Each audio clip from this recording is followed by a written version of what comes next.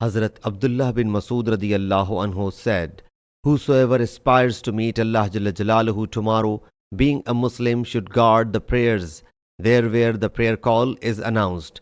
Allah Jalla Jalaluhu has laid down Sunan-e-Huda for your Prophet sallallahu alaihi wasallam, and its prayer in company is a stipulated tradition. If you perform the prayer at homes, as this congregation shirker perform the prayer at home, you will abandon your Prophet's tradition, and if you leave your Prophet's tradition, you will go astray.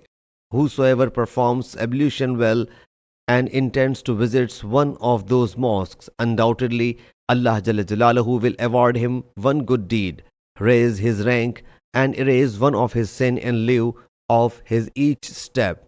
We thought that only a hypocrite whose hypocrisy was well known shirked congregation, and a man ailing person was brought to the masjid supported by two men, and then he was made stand up in the row.